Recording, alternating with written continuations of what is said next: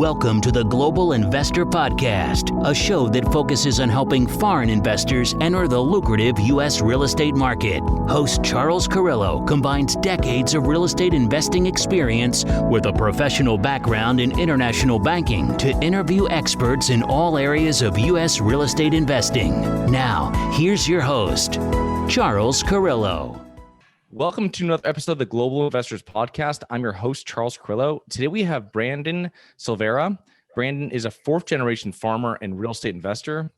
He has bought and sold millions in real estate and currently manages over $100 million in assets. Brandon's specialty is in farm management, land acquisition, and a variety of farm and land financing strategies. So thank you so much for being on the show, Brandon. Thank you. I appreciate it. So you have a very interesting asset class to us, to our listeners, and I wanted to kind of break down how you got into it and your background, both personally and professionally, prior to being involved in real estate investing. Sure.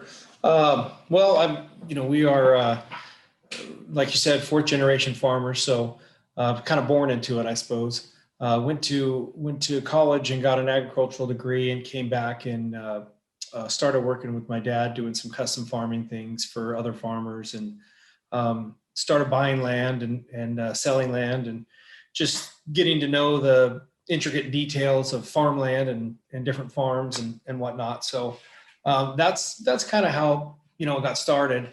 I got really interested in the investment of agricultural and farmland because it's very unique, and it's a great investment. It's very rewarding as far as what you're growing and feeding the world. It's makes you feel good kind of investment as well. So I really dug into it and really enjoy it.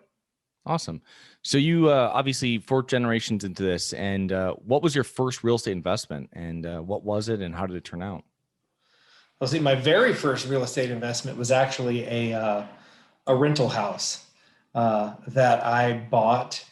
I bought with money that I made playing in a band, believe it or not. And then I sold the rental house 6 months later. The market was going crazy. This is like 2006-07, right? And then I did a young farmer and rancher loan, which is available through the USDA, which allows a lower down payment on a ranch. And I bought a small ranch with the proceeds from that. And just kind of started from no money to a little bit of, I can't remember what I made off that house, maybe $20,000, right? And the USDA loan allowed me to buy that piece of property and just start growing from there. It was pretty cool. Nice. Awesome. So give us a little background on your current business, FarmFundr, and what do you guys do? Yeah, so FarmFundr is basically crowdfunding farmland. So we're just doing fractional ownership in farms because historically farming is very capital intensive. It's expensive to buy a farm. It's expensive to develop a farm. And long hold periods, especially if you plant a permanent orchard, you may not have a cash yield for 5 or 6 years sometimes. So there's this barrier of entry, I think, where a lot of large institutional investors had started to come into farmland, but if you wanted to get in at a lower amount, under $5 million or under even $1 million, was just, the opportunities weren't as available. And I really saw a lot of deals that were available that weren't getting picked up. So you'd see a 500-acre ranch sell, but you wouldn't see a 80-acre ranch sell. I knew people were interested. I knew people wanted to buy farmland. And, when I told people I was a farmer, other investors and other people would say, hey, this is amazing. I wish I could farm. And it really just kind of morphed into, these farmers need capital. These investors want to invest in farmland. And I just thought that it would be best for the farmer, the family farm, and a cool way to get people into this asset class for a lower amount. So, nice. FarmFundr, you can invest in one of our farms for as little as $10,000 and up. We have a lot of investors that invest more than that, but we also do a FarmFundr program where if you're a larger investor and you want to own a farm on your own, and you're specific to a commodity, or you want a more personalized farm that's yours, we'll go out and we'll find the farm for you, we'll buy it for you, we'll run it, we'll manage it for you, and give you all the proceeds from that farm. But it's your farm, so if you decide you wanted to sell it tomorrow, you could sell it tomorrow. So interesting. That's an interesting Yeah. program. So I want to kind of go through why farmland is such a solid investment for real estate investors that probably have never heard of it, and they're interested in diversifying though. And a couple facts I found from your website: farm returns have averaged more than 12% since the Great Depression, and the U.S. loses 500,000 acres of farmland every year. So that shows that the product out there is diminishing and showing that it looks like it has very solid returns. Yeah, returns have been good, over the long run. One thing I think that investors need to know is that, there are these small cycles where, farm returns go down, but then they peak up, so they'll go down and then they peak up. And it takes, anyone who wants to get in farming for a year or a couple of years or something like that, I would just say, don't do it. That's not going to work. You really got to hold on. We prefer 10 years or longer. You want to ride out these short cycles of commodities. But I think that, farming has historically been a great, inflation hedge.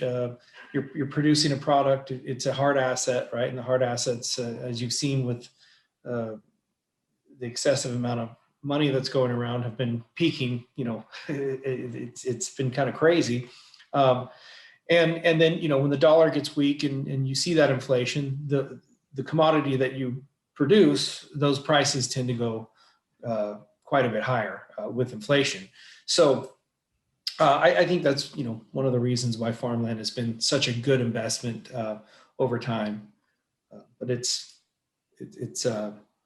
historically a safe investment if you don't over leverage yourself. Leverage in a farming operation. So if you do apartments or anything like that, a 70 or 80% leverage may be something that's common. We wouldn't recommend anything ever over 60. And for our investors, if we leverage something, we want to be in that 40 to 50% mark. 40 is really a good mark. That way we don't have to ask for capital calls if we have a bad crop year. So that's kind of where we're at. So I kind of see what the whole process looks like. So what types of farms are you guys looking to acquire? And are there specific ones in specific areas of the country? Yeah, so we want to focus on a little bit higher of a cash yield.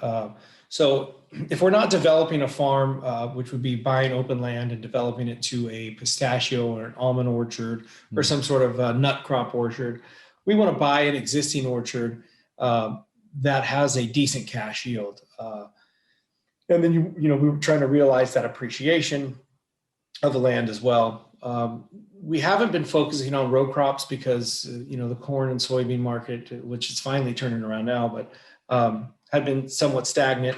So the cash yields have been sort of low, and we want to keep them up. I don't like putting things on the platform that's a 2% or a 3% cash yield. We want to try and get it up to, 6 or 8% cash yield, and then have that appreciation of the orchard that we're going to realize, and try and get those investments up to a 10 plus return, ideally, So that's kind of what we focus on. So mostly we're in California. We focus mostly in California. We're looking on some other deals right now out of state, but they're also permanent crops, permanent plantings that are out of state.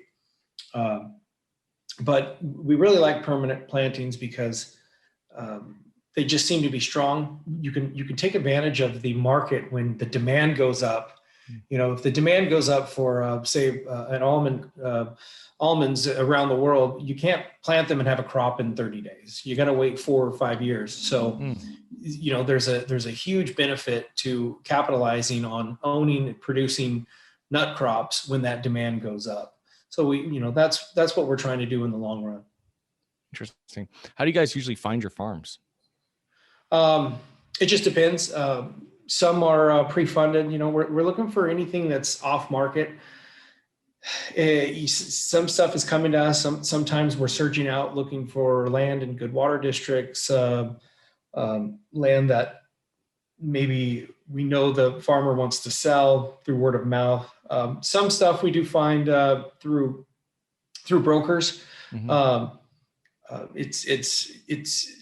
There's such a demand right now for farmland that it's not. If you see something listed, it may be overpriced. Mm-hmm. It probably is overpriced. So it's a real game of trying to negotiate that price down or finding something that's not listed. But mostly it's through a network of connection of different brokers and word of mouth and knowing other farmers. Interesting. So how's the value created when purchasing a farm? Are you changing crops? Are you upgrading irrigation and other things on the farm? It could be all of the above. So, we like to find young trees that are on the cusp of producing. So you usually can get those at a little bit better of a discount because they're not fully in production yet. So you're not getting that higher cash yield. And, we put capital into the farm for, 2 years, 3 years before we get to a full production. When we get to full production, we've created that value in that farm. And yeah, like you said, there's permanent orchards that are flood irrigated that we can put on drip systems and save on water costs, things of that sort. There's one thing I really like is finding a farm that, say it's 100 acres and 50 acres are producing trees. And the other 50 acres is open ground. We can develop that and add value by planting an orchard and bringing it to production. But then we also get the cash flow from the producing trees, and we have really good depreciation. So we can depreciate a lot of these producing trees right off the bat. So you have a good tax benefit, but then you also get a cash dividend at the end of the year when you sell the crop. So it can be pretty fun. Interesting. So what's a normal time frame on a normal farm investment from acquisition to the start of distributions? And as you said, I don't imagine the majority of it comes one time throughout the year, but how does that usually work? Yeah. So, if we put something on the platform and we once we close escrow on a farm, it all depends on, the time of year, right? So if you buy something in July, when you close escrow, are you buying the crop that's on the tree? Are you not buying the crop that's right? So you might actually buy something in July that you don't take possession of it until December. So you won't have a cash return for another, say, a year and a half. We try not to do those. We try and, negotiate buying the crop that's on the tree. So we harvest that crop and get a cash dividend to the investors as soon as we close escrow. But it's about once a year. Depending on what the market's doing, it could be, we hope for January, but we've held nut crops into February and March and even April. So you're looking in that first to second quarter after the first of the year that you're going to be paid for the crop, the previous crop year. Interesting. Okay. And how are you minimizing risk and protecting capital? Like, what type of strategies? Is there insurance that goes with it? Or is there anything else like that? Yeah. So luckily, Farmland has crop insurance. So we're always buying possibly the maximum, possibly around the maximum. We price it to where we think the orchard is going to produce, and if we have any, what our inputs in that orchard are going to be. But we are lucky to have a federal crop insurance program, so we put everything in the crop insurance. And then, like I was saying before, we try and hold low to no debt. So our previous two offerings, we actually have no debt on those offerings. So that just, any kind of wild swings, we know that we don't have this large land payment that we have to make. So those two, and then just good care of the soil always making sure that we're doing whatever the crop needs to thrive. Awesome. You talked about tax. We love tax breaks here as real estate investors. But tell me about when you do have financing on some of the properties. What does that look like, and where is that coming from? Is it coming from a government-backed agency? Is it coming from a local bank? It just depends who has the better rate at the time. There is a Farmer Mac product out there. Mac. And Farmer Mac will guarantee 80% of the loan to the bank who underwrites that loan. But it's 80% of whatever the bank decides. So it's probably, let's just say, 60% loan to value, and the Farmer Mac will have guarantee 80% of that, 60%, if that makes sense.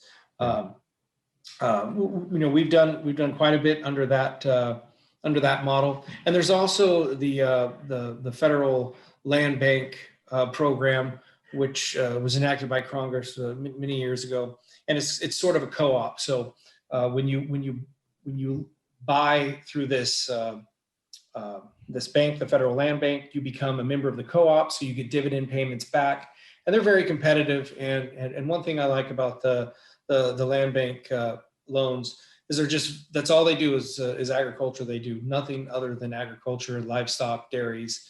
So they get it, and their underwriting is good, and they understand how to underwrite a farm loan when some other banks may not understand or may not even want to. So those are our go-tos.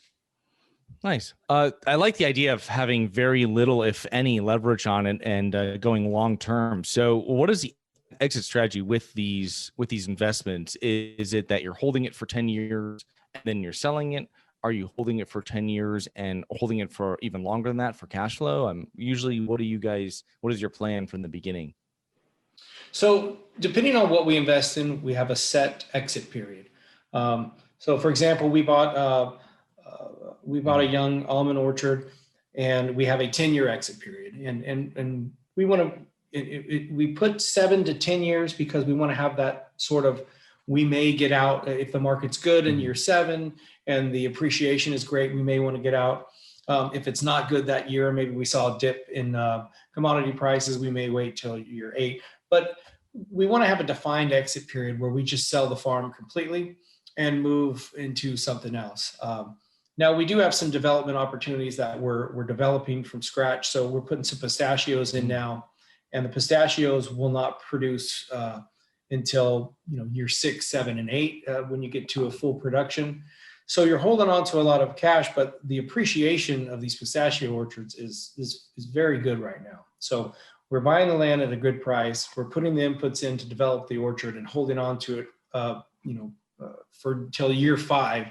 And then we're either going to sell the orchard, or we're going to give the owners of the orchard an opportunity to stay in at the appraised value, or exit at that appraised value. So if they want to stay in, they can.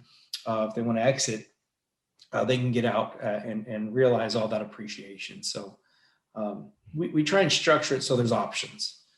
If it's a really, really good investment, and we think pistachios are going to stay strong after they're producing, then we would say, hey, we think you should stay in. This is going to be a great cash yield. But if they don't want to, we give them the option, and we'll let other investors buy that share of that orchard at the appraised value if they like.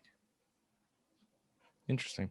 Yeah, that's great. I usually see that where some groups will allow some of their shares to be sold, but I always tell people, hey, you've already been in for the risky part. Now, as the longer you own this, the less risky it's going to be. Right. So it's something that maybe you think twice. It's a possibility, but maybe you think twice before you actually do that. But interesting. So what are common mistakes that you see that maybe other farm real estate investors make? I think right now, water is key. So if I see any mistakes right now, it's planting in areas that does not have sufficient water, or getting too small of a ranch where the depth of water, if you have to drill a well or something like that, is very deep, and it's very, it can really mess up an investment. So, I mean, if I see any of these mistakes, it's usually around water, or it's usually overpriced. I mean, I see when you have sort of a frenzy, which it's actually been a little bit better in the last year, but we're really starting to see it kind of pick up right now. But in the past, you've seen people just pay astronomical amounts for land, which now may not be okay, but they didn't get to see that appreciation 5 or 6 years ago, because what they paid for the land is what it's worth today. And I see a lot of those happening. So I think you have to buy right and make sure that you have enough water for the long run. When you plant those pistachios and go 6 to 8 years, what kind of maintenance is happening in the first, other than watering, obviously, but in the first few years on that? And is there a large team that's required on site for that? There's it's not terrible, but there's considerable amount of maintenance. So we're irrigating, mostly weed control, fertilizers, and pests. So we're gonna take care of any type of insects that might be bugging the trees. We're gonna prune the trees to get to the shape that we want and maximum production. And you wouldn't believe when you're farming an orchard all the little things you wouldn't even think about. For example, the coyotes could come through and eat the lines on the drip system that we put in, because we put drip emitters at each tree to save on water, and things like that. So it's just general maintenance that we're doing.